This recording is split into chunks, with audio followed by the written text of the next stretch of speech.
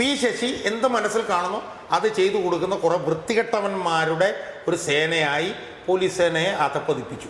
അയാൾ പച്ച പരസ്യമായി പട്ടാപ്പകൽ VD സതീശനെ കാണാൻ കണ്ടോൺമെന്റ് ഹൗസിലേക്ക് ചെല്ലുന്നു. അയാൾക്ക് എന്ത് അവകാശം അവിടെ ചെല്ലാൻ? അയാൾ ആരാണ്? മുഖ്യമന്ത്രി ഇരിക്കാൻ പറഞ്ഞാൽ ഉരുളുന്നവനായിരുന്നു ഇവൻ ഈ വെങ്കടേഷ് എന്ന് പറഞ്ഞാൽ. നമസ്കാരം. കഴിഞ്ഞ 10 വർഷങ്ങൾ പ്രത്യേകിച്ച് പി ശശി മുഖ്യമന്ത്രി പിണറായി വിജയൻ്റെ പൊളിറ്റിക്കൽ സെക്രട്ടറിയായി വന്നതിനു ശേഷം കേരള പോലീസ് എത്രയധികം അധപതിക്കാമോ അത്രയധികം അധപതിപ്പിക്കപ്പെട്ടു. സർക്കാരിനെയും പിണറായി വിജയനെയും വിമർശിക്കുന്ന, അവരുടെ അഴിമതികൾ ചൂണ്ടിക്കാണിക്കുന്ന മാധ്യമപ്രവർത്തകരെയും ഓൺലൈൻ മാധ്യമപ്രവർത്തകരെയും ഒക്കെ സമാനതകളില്ലാതെ വേട്ടയാടി. ആ കൂട്ടത്തിൽപ്പെടുന്നവരാണ് ഞാനും ശ്രീ ഷാജഹാൻ സാറുമൊക്കെ. അപ്പോൾ ഭരണം മാറുകയാണ്. ഭരണം മാറുന്നതിൻ്റെ അന്ന് തന്നെ പോലീസിൻ്റെ മനോഭാവവും മാറി എന്നുള്ളതിൻ്റെ തെളിവുകളൊക്കെ പുറത്തു വന്നിരുന്നു. എന്നാൽ പിണറായി സർക്കാരിൻ്റെ മൂട് താങ്ങി നിന്നിരുന്ന പല ഉന്നത പോലീസ് ഉദ്യോഗസ്ഥരും ഇപ്പോൾ വരുന്ന മന്ത്രിസഭയിൽ മന്ത്രിമാരാകാൻ സാധ്യതയുള്ള മുതിർന്ന നേതാക്കളുടെ വീട്ടുതിണ്ണ നിരങ്ങുന്നു എന്നുള്ള പകൽ പോലെ വ്യക്തമായ നേർക്കാഴ്ചകളാണ് നമ്മുടെ മുന്നിൽ കാണുന്നത്. എന്താണ് താങ്കൾക്ക് പറയാനുള്ളത്? ഞാനും താങ്കളുമൊക്കെ ഈ പോലീസിൻ്റെ നരനായട്ടിന് ഇരയായ വ്യക്തികളാണ്, പിണറായി സർക്കാരിൻ്റെ പോലീസിൻ്റെ. സുമേഷ്, ഇതിൽ നമ്മൾ കഴിഞ്ഞ 10 വർഷത്തെ പിണറായി വിജയൻ്റെ ഭരണം എടുത്ത് നോക്കിയാൽ നമുക്ക് കാണാൻ കഴിയുന്ന ഏറ്റവും പ്രധാനപ്പെട്ട ഒരു വീഴ്ച എന്ന് പറയുന്നത് നിഷ്പക്ഷമായി പ്രവർത്തിക്കേണ്ട പോലീസ് ഭരണകൂടത്തിൻ്റെ ഒരു കോടാലിക്കൈയായി മാറുന്നു എന്നുള്ളതാണ്. കാരണം പോലീസ് സേന എന്ന് പറഞ്ഞാൽ നമ്മൾ കണ്ട 19,000-ലധികം പോലീസുകാർ താഴെത്തട്ടിൽ നിന്ന് മുകളിൽ വരെ DGP ഉള്ള വലിയൊരു സംവിധാനമാണ് പോലീസ്. അതെ. ആ പോലീസ് സംവിധാനത്തിൻ്റെ പ്രധാനപ്പെട്ട ഉത്തരവാദിത്വം എന്ന് പറഞ്ഞാൽ ക്രമസമാധാനം നിഷ്പക്ഷമായി നടത്തുക എന്നുള്ളതാണ്. എന്ന് പറഞ്ഞാൽ ക്രമസമാധാനം നിഷ്പക്ഷമായി നടത്തുക എന്നുള്ളത്. കേരളത്തിൽ ക്രമസമാധാനം നിഷ്പക്ഷമായി നടന്ന കാലഘട്ടം ഇതിനു മുമ്പുണ്ടായിട്ടുണ്ട്.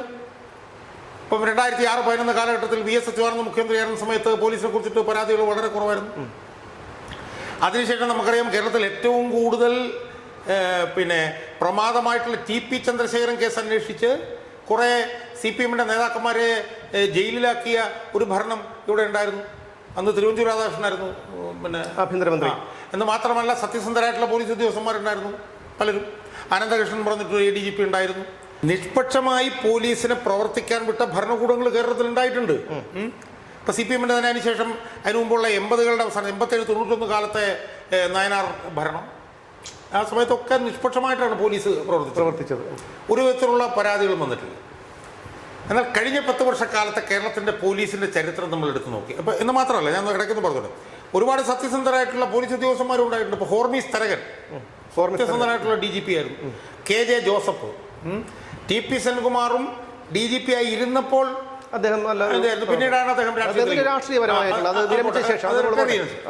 അതുപോലെ തന്നെ വിൻസൻ പോൾ ഉണ്ടായിരുന്നു, ശങ്കർ റെഡ്ഡി ഉണ്ടായിരുന്നു, അനന്തകൃഷ്ണൻ, ഹേമേന്ദ്രൻ, അങ്ങനെ എത്രയോ ഈ പറഞ്ഞ പോലെ സത്യസന്ധരായിട്ടുള്ള പോലീസ് ഉദ്യോഗസ്ഥന്മാരുണ്ടായി. പോലീസിനെ നിഷ്പക്ഷമായി പ്രവർത്തിപ്പിച്ച ഭരണകൂടങ്ങളും ഉണ്ടായിരുന്നു. എന്നാൽ കഴിഞ്ഞ 10 വർഷക്കാലത്തെ അനുഭവം എന്താ?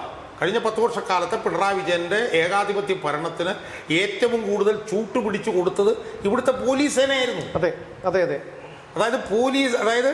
ഭരണകൂടം ഇരിക്കാൻ പറഞ്ഞാൽ നിലത്ത് കിടന്ന് ഉരുളുന്ന പോലീസ് സേനയായിരുന്നു ഇവിടെ കേരളം കണ്ടത്. അത് രണ്ടാം പിണറായി സർക്കാരിന്റെ കാലത്താണ് അതിന്റെ ഒരു വന്നത്.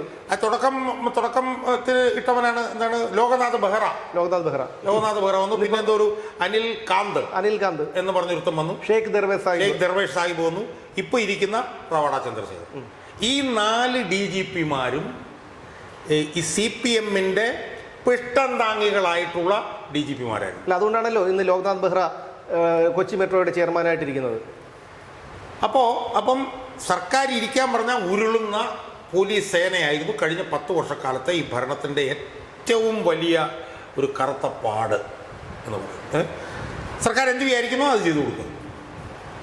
അപ്പം പോലീസിൻ്റെ നിഷ്പക്ഷത ആദ്യാവസാനം ഇല്ലാതാക്കി കളയുക എന്നുള്ളതാണ് ഇവർ ചെയ്തുകൊണ്ടിരുന്നത്. അതായത് പോലീസ് ഭരണകൂടത്തിന് എന്താണോ അവർ മനസ്സിൽ കാണുന്നത് അത് ചെയ്തു കൊടുക്കുക, ഭരണകൂടത്തിനെ പോയി ഭരണകൂടത്തിൻ്റെ കാല് തിരുമുക, ഇതാണ് ചെയ്തിരുന്നത്. ഇത് ഏറ്റവും കൂടുതൽ നാണം കെട്ട രീതിയിലേക്ക് മാറിയത് എപ്പോഴാണ്? പി ശശി പൊളിറ്റിക്കൽ സെക്രട്ടറി വന്നതിന് ശേഷം. അതെ, പി ശശി എന്ത് മനസ്സിൽ കാണുന്നു അത് ചെയ്തു കൊടുക്കുന്ന കുറേ വൃത്തികെട്ടവന്മാരുടെ ഒരു സേനയായി പോലീസ് സേനയെ അധപ്പതിപ്പിച്ചു. ആ പോലീസ് സേനയിലെ ഒരു ചെറിയ വിഭാഗമാണ് ചെയ്തെങ്കിലും അത് മൊത്തം പോലീസ് സേനയ്ക്കാണ് അത് ചെയ്തത്. അതിൽ തന്നെ ഞാൻ 1-2 പേരുടെ പേരുകൾ ഞാൻ വിശദമായി എടുത്ത് പറയാം. ഒന്ന്, ഞാനൊരു 10-20 വർഷക്കാലമായി സമരം ചെയ്തുകൊണ്ടിരിക്കുന്ന ADGP ആയിട്ടുള്ള ഒരുത്തൻ ശ്രീജിത്ത് എന്ന് പറഞ്ഞു. എന്തുമാത്രം ആരോപണങ്ങളാണ് അയാൾക്കെതിരെ വന്നത്. ശബരിമല കൊള്ളയുമായി ബന്ധപ്പെട്ടിട്ടുള്ള ആരോപണം, ഇപ്പോഴത്തെ ഉന്നത അന്വേഷണത്തിന്, ഉന്നത തലത്തിലുള്ള അന്വേഷണത്തിന് അയാൾക്കെതിരെ ഹൈക്കോടതി ഉത്തരവിട്ടിട്ടുണ്ട്. അതിനെതിരെ പോലും അയാൾ ചാനലിൽ പോയിരുന്നു സംസാരിക്കുന്നു. അയാളുടെ റീൽ എടുത്തിട്ട് ആ റീല് അയാൾ പ്രചരിപ്പിക്കുന്നു. അയാൾ അമ്പലങ്ങളിൽ പോയി കീർത്തനങ്ങൾ പാടുന്നു. ശബരിമല കൊള്ളയിലെ 1-ാം പ്രതിക്ക് പൊന്നാട അണിയിക്കുന്നു. അപ്പം ഈ നിലയിലൊക്കെ ഭരണകൂടത്തിന് വേണ്ടി എന്തും ചെയ്യുന്ന ഉന്നത പോലീസ് ഉദ്യോഗസ്ഥർ. അത് അത് അത് അത് ഇയാൾ ശ്രീജിത്ത്. 2, H. വെങ്കടേശൻ എന്ന് പറഞ്ഞൊരു ഉദ്യോഗസ്ഥർ. ആ കഴിഞ്ഞ 10 വർഷക്കാലമായി ഉന്നതമായിട്ടുള്ള സ്ഥാനത്താണ് ഇരിക്കുന്നത്. പോലീസ് കമ്മീഷണർ അത് ഇതെന്നൊക്കെ പറഞ്ഞിട്ട് ഏറ്റവും ഉന്നതമായിട്ടുള്ള സ്ഥാനത്താണ് എഴുതി. ഇപ്പം ഞാൻ ചാനലിലെടുത്ത് നോക്കുമ്പോൾ അയാൾ പച്ച പരസ്യമായി പട്ടാപ്പകൽ VD സതീശനെ കാണാൻ കണ്ടോൺമെന്റ് ഹൗസിലേക്ക് ചെല്ലുന്നു. അയാൾക്ക് എന്ത് അവകാശം അവിടെ ചെല്ലാൻ? അയാൾ ആരാണ്? അയാൾ ഉന്നതനായിട്ടുള്ള പോലീസ് സേനയിലെ അത്യുന്നതനായിട്ടുള്ള ഉദ്യോഗസ്ഥനാണ്, ADGP ആണ്. അയാൾ എന്തിനാണ് ഈ രാഷ്ട്രീയക്കാരൻ്റെ അവിടെ തിണ്ണനിറങ്ങേണ്ട കാര്യം? അയാൾക്കെന്താ? അപ്പം ഞാൻ അന്വേഷിച്ചപ്പോൾ കഴിഞ്ഞ 10 വർഷക്കാലം LDFന്റെ ഭരണകാലത്ത് ഏറ്റവും ഉന്നതമായിട്ടുള്ള സ്ഥാനങ്ങളിൽ ഇരുന്ന ആളാണ്. ഇദ്ദേഹം വേറൊരു മുതിർന്ന കോൺഗ്രസ് നേതാവിന്റെ വീട്ടിൽ ചെന്ന് ഇറക്കി വിട്ട ഒരു ഞാനതിലേക്ക് വരാം. അയാൾ ഇയാളുടെ വീട്ടിൽ പോകുന്നു. ആരുടെ? സതീശന്റെ വീട്ടിൽ പോകുന്നു. ആരാണ് മുഖ്യമന്ത്രി എന്ന് പോലും തീരുമാനിച്ചിട്ടില്ല. ഞാൻ അറിഞ്ഞത് അയാൾ രമേശ് ചെന്നിത്തല വീട്ടിൽ ചെന്ന് അവിടെ നിന്ന് ഇറക്കി വിട്ടു എന്ന് പറഞ്ഞ് ഞാൻ കേൾക്കുന്നു. അവിടെ പക്ഷേ ചാനലുകളില്ലായിരുന്നു, ഇവിടെ ചാനലുകളുണ്ട്. അപ്പോൾ രാഷ്ട്രീയ നേതാക്കന്മാരുടെ മൂട് താങ്ങിയ ഞങ്ങൾ ഇനി വരാൻ പോകുന്ന രാഷ്ട്രീയ നേതാക്കന്മാരുടെയും മൂട് താങ്ങാം എന്ന് പറഞ്ഞുകൊണ്ടാണ് ഇവന്മാർ പലരും പരസ്യമായിട്ട് പോകുന്നത്. ഇപ്പം ശ്രീജിത്ത് രഹസ്യമായി പലയിടത്തും ചെല്ലുന്നുണ്ടെന്ന് കേൾക്കുന്നു. ഇയാൾ പക്ഷെ പരസ്യമായി പോവുകയാണ്. ഇതാരാണ് ഈ ADGP ആയിട്ടുള്ള ഈ H. വെങ്കടേശൻ എന്ന് പറഞ്ഞാൽ?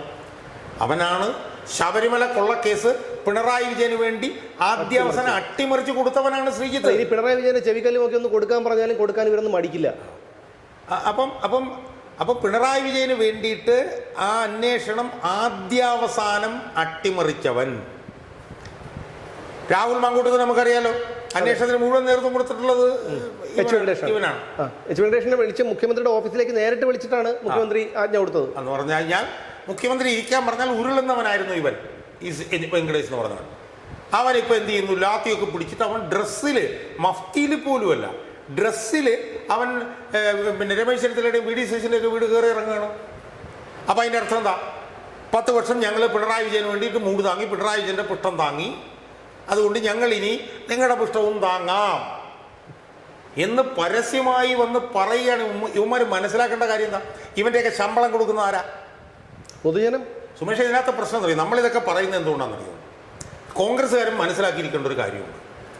കോൺഗ്രസ്സുകാരെക്കാൾ ഈ പിണറായി വിജയൻ്റെയൊക്കെ വാൾമുനയ്ക്ക് കീഴിൽ നിന്ന് പ്രവർത്തിക്കുകയും ജയിലിൽ പോവുകയും കസ്റ്റഡിയിലാവുകയും ഒക്കെ ചെയ്തവരാണ് എന്നെപ്പോലെ നിങ്ങളെപ്പോലുള്ള ആളുകൾ. അതെ, ഞാൻ 8 ദിവസം കിടന്നുള്ളെങ്കിൽ നിങ്ങളൊന്നും ചെയ്യാതെ 10 ദിവസം കിടന്നു. 19 ദിവസം കിടന്നു. 19 ദിവസം കിടന്നു. അല്ല, 19 ദിവസം കിടന്നു. പിന്നെയുണ്ട് 6-7 കേസുകൾ വേറെ. അപ്പം ഇപ്പം എൻ്റെ കാര്യം എടുത്ത് നോക്കിക്കഴിഞ്ഞാൽ എന്നെ 8 ദിവസം ജയിലിലിട്ടു, എന്നെ കസ്റ്റഡിയിലെടുത്തു, എൻ്റെ വീട്ടിൽ റെയ്ഡ് നടന്നു. അതുപോലെ വേറെ ഏത് കോൺഗ്രസിൻ്റെ സമുന്നത നേതാവിൻ്റെ വീട്ടിലുണ്ടായിട്ടുണ്ട്? ഏതെങ്കിലും കോൺഗ്രസിൻ്റെ ഏതെങ്കിലും ഒരു സമുന്നത നേതാവിനെ ജയിലിലാക്കിയിട്ടുണ്ടോ? ഇല്ല. ഏതെങ്കിലും ഒരു സമുന്നത നേതാവിനെ കസ്റ്റഡിയിലാക്കിയിട്ടുണ്ടോ? അപ്പോൾ പാവപ്പെട്ട പിള്ളേരെ എന്തൊക്കെ ചെയ്തു. അപ്പം പിണറായി വിജയൻ്റെ വാൾമുനയ്ക്ക് കീഴിൽ നിന്ന് 10 വർഷം പ്രവർത്തിച്ചവരാണ് ഞങ്ങൾ.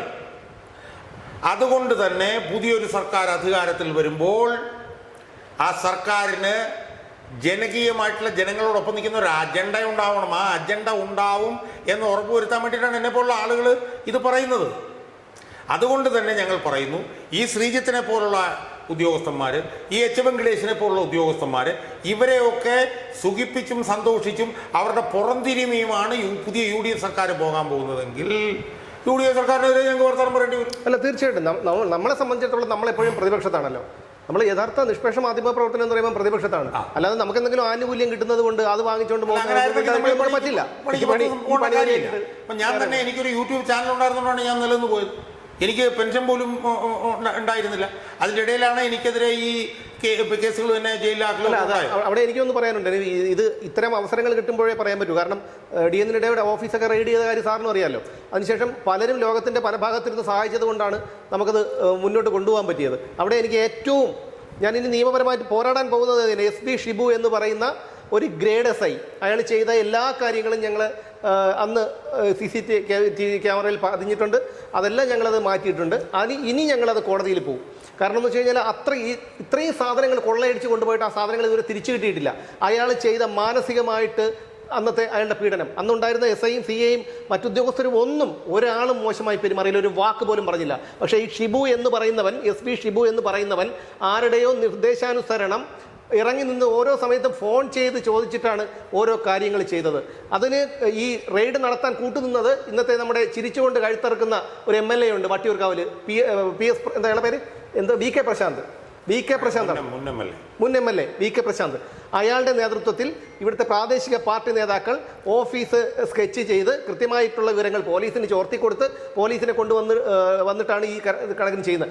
കുട്ടിയെ തട്ടിക്കൊണ്ടുവന്നു, 10 വയസ്സായ കുട്ടിയെ തട്ടിക്കൊണ്ടുവന്നു എന്നുള്ളൊരു കാര്യം കോടതിയിൽ ബോധിപ്പിച്ച് അതിൻ്റെ പേരിൽ ഒരു സെർച്ച് വാറണ്ട് വാങ്ങിയിട്ടാണ് വന്ന് എൻ്റെ ഓഫീസ് റെയ്ഡ് ചെയ്തുകൊണ്ടുപോയത്. 3.25 മണിക്കൂറാണ് റെയ്ഡ് ചെയ്തത്.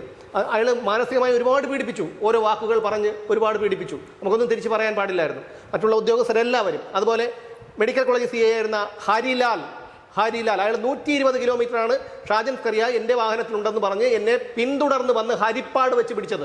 അങ്ങനെയാണ് ഞാൻ 19 ദിവസം ജയിലിൽ കിടന്നത്. ഒരു വാർത്ത ചെയ്തതുമായി ബന്ധപ്പെട്ട് SC അട്രോസിറ്റീസ് ആക്ട് പ്രകാരമാണ് എനിക്കെതിരെ കേസെടുത്തത്. ഞാനും എൻ്റെ സഹപ്രവർത്തകനായ സുദർശൻ നമ്പൂതിരിയും. ആ കേസ് അന്വേഷിച്ചത് എറണാകുളം ജില്ലാ ക്രൈം ബ്രാഞ്ചാണ്. അവർ പോലും അറിയാതെയാണ് ഇയാൾ എന്നെ 120 കിലോമീറ്റർ പിന്തുടർന്ന് പിടിച്ചത്. ആ ഹരിലാലിനാണ് പിന്നീട് ഇവിടെ സംസ്ഥാന സർക്കാർ ശുപാർശ ചെയ്ത് കേന്ദ്ര ആഭ്യന്തരമന്ത്രിയുടെ മികച്ച സേവനത്തിനുള്ള മെഡൽ കിട്ടിയത്. മികച്ച സേവനത്തിനുള്ള മെഡൽ ഇപ്പോൾ എവിടെയാണെന്ന് എനിക്കറിയില്ല. സാറേ പോരാടും. ഞങ്ങൾക്കറിയാമായിരുന്നു ഒരു മാറ്റം വരുമെന്ന് ഞങ്ങൾക്കറിയായിരുന്നു. എന്നും കുന്നും പിണറായി വിജയൻ ഇവിടെ ഭരിക്കില്ല എന്നും ഞങ്ങൾക്കറിയായിരുന്നു. അതുകൊണ്ട് ഞങ്ങൾ വേറെ ഒന്നും നിങ്ങളെ ഒന്നും അപമാനിക്കുന്നില്ല, നിങ്ങളെ വേറെ ഒന്നും ചെയ്തില്ല. നിയമപരമായി ഞങ്ങൾ പോരാടും, ഏതറ്റം വരെയും. ഈ നിയമപരമായിട്ടുള്ള പോരാട്ടം അവിടെ നിൽക്കട്ടെ. ഒരു സർക്കാർ ഇപ്പം മാറി വന്നല്ലോ. ഇപ്പം സുമേഷിൻ്റെ അനുഭവം പറഞ്ഞു.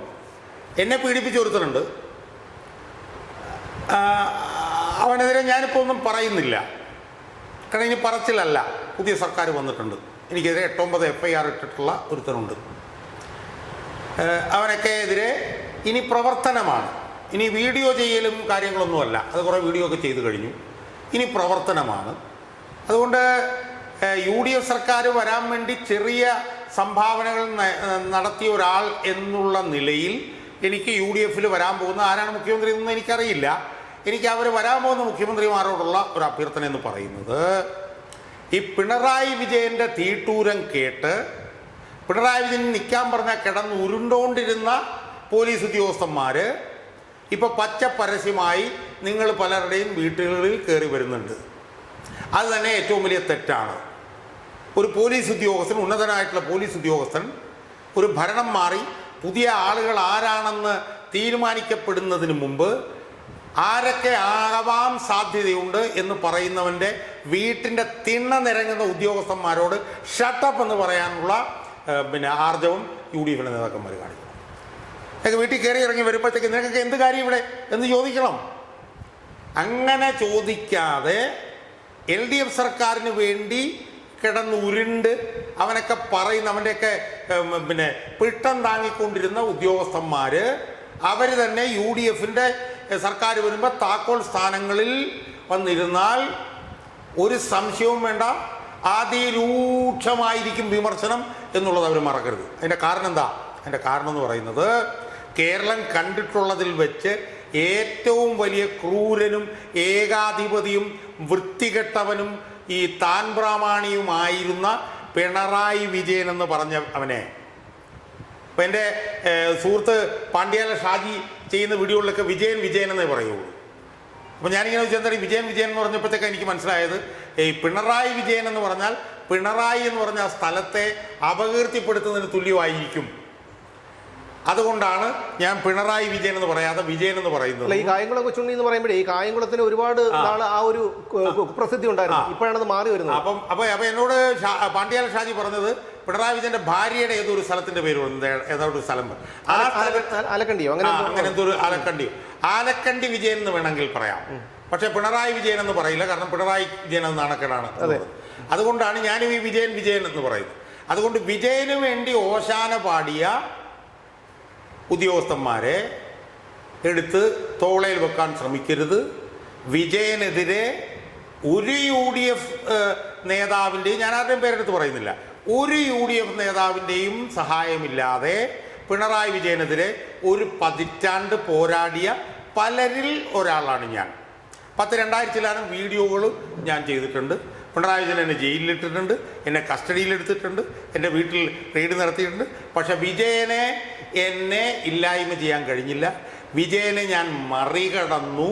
അതുകൊണ്ട് വിജയനെ മറികടന്ന എനിക്ക് UDFകാർ വൃത്തികേട് കാണിച്ചാൽ പോരാടാൻ ഒരു പ്രയാസവും ഉണ്ടായിരിക്കില്ല എന്ന് UDFകാരോട്, നേതാക്കന്മാരോട് വിനീതമായി ഞാൻ പറയുന്നു.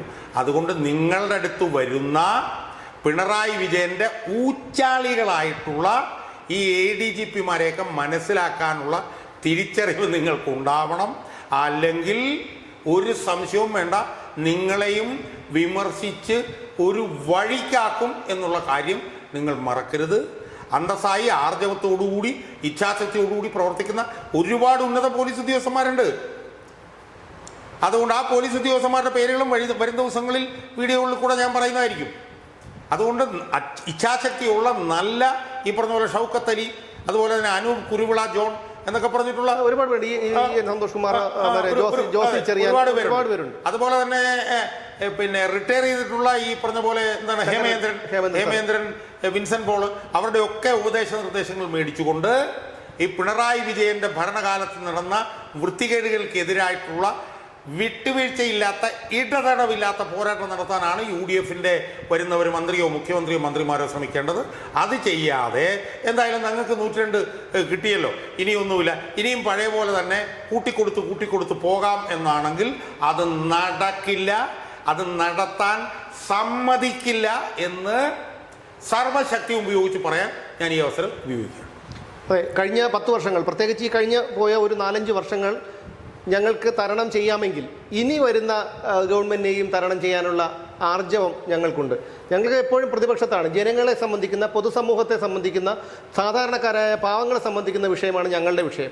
അതിന് കോട്ടം വരുത്തുന്ന രീതിയിൽ ആരെന്ത് ഭരണം നടത്തിയാലും ഞങ്ങളത് പൊതുജനമധ്യത്തിലെത്തിക്കും. അവിടെ ഞങ്ങൾക്ക് ഒരു നോട്ടവുമില്ല. ചെയ്യും എന്ന് പറഞ്ഞു കഴിഞ്ഞാൽ അത് ചെയ്തിരിക്കുക. അത്തരം അഴിമതികൾ തീർച്ചയായും പുറത്തു കൊണ്ടുവരും. പിന്നെ ഇനി എന്തായാലും 102 സീറ്റുകൾ നേടി ഞങ്ങൾ അധികാരത്തിൽ വന്നു, ഇനി അടുത്ത 5 വർഷം ഞങ്ങൾക്ക് സുഖിച്ചു പോകാം എന്ന് പറഞ്ഞുകൊണ്ട് ഈ എങ്ങനെയെങ്കിലും ഭരിക്കാനാണെങ്കിൽ 5 കൊല്ലം കഴിയുമ്പോൾ ആൾക്കാർ വീട്ടിലെത്തും, വീട്ടിലിരുത്തും. കണ്ണടച്ച് തുറക്കുന്ന വേഗം കൊണ്ട് 5 കൊല്ലം കഴിഞ്ഞു പോകും. അപ്പോൾ നിങ്ങൾ തരണം ചെയ്യാൻ ഒരുപാട് പ്രശ്നങ്ങളുണ്ട്. സാമ്പത്തിക പ്രതിസന്ധിയുണ്ട്. ഈ സർവ്വമേഖലകളും തകർത്ത് തരിപ്പണമാക്കി വെച്ചിട്ടാണ് പിണറായി വിജയൻ പടിയിറങ്ങിപ്പോയത്. അതെല്ലാം നിങ്ങൾക്ക് ശരിയാക്കി എടുക്കേണ്ടതുണ്ട്. എന്ന് മാത്രമല്ല, ഇതിൻ്റെ ഏറ്റവും വലിയ ഭീഷണി എന്ന് പറഞ്ഞു കഴിഞ്ഞാൽ അന്തം കമ്മികൾ ഓരോ എന്ത് സമരം നടത്തണം എന്ന് നോക്കിയിരിക്കുന്ന അന്തം കമ്മികളുണ്ട്. ഇതിനെല്ലാം തരണം ചെയ്യണം. അതോടൊപ്പം തന്നെ നിങ്ങൾ നീതിപൂർവ്വം ഭരിച്ചോളൂ, ഒരു കുഴപ്പമില്ല. പക്ഷേ ഈ പോലീസിലെ ഈ ചില പുഴുക്കുത്തുകൾ, പോലീസിനെ ഉപയോഗിച്ചുകൊണ്ട് പണ്ടത്തെ രാജകിങ്കരന്മാരെ പോലെ അവരെ ഉപയോഗിച്ചുകൊണ്ട് സാധാരണക്കാരെയും വിമർശിക്കുന്നവരെയും അഴിമതികൾ ചൂണ്ടിക്കാണിക്കുന്നവരെയും തകർക്കാമെന്നുള്ള വ്യാമോഹം വേണ്ട. ഈ പറയുന്ന ഞങ്ങളെ വേട്ടയാടിയ പോലീസ് ഉദ്യോഗസ്ഥർക്കെതിരെ നിയമ നടപടികളുമായി പുതിയ സർക്കാർ അധികാരത്തിൽ വന്നതിന് ശേഷം ഞങ്ങൾ പോകുന്നതായിരിക്കും. എന്ന് മാത്രമല്ല, ഇനിയും പല അഴിമതി കഥകളും പുറത്തു വരാനുണ്ട്. കാരണം പിണറായി വിജയൻ സർക്കാരിൻ്റെ കാലത്ത് ഞങ്ങൾ ഒതുക്കി വെച്ചിരുന്ന പല വനം വകുപ്പിലേതുൾപ്പെടെ, പാമ്പ് പിടുത്തത്തിൽ ഡോക്ടറേറ്റ് കിട്ടിയവരുടേതുൾപ്പെടെ പല അഴിമതികളും പുറത്തു വരാനുണ്ട്. ആ അഴിമതികളൊക്കെ വരും ദിവസങ്ങളിൽ പുറത്തു വരും എന്ന് തന്നെ പറഞ്ഞുകൊണ്ട് നിർത്തുന്നു. വീണ്ടും കാണാം.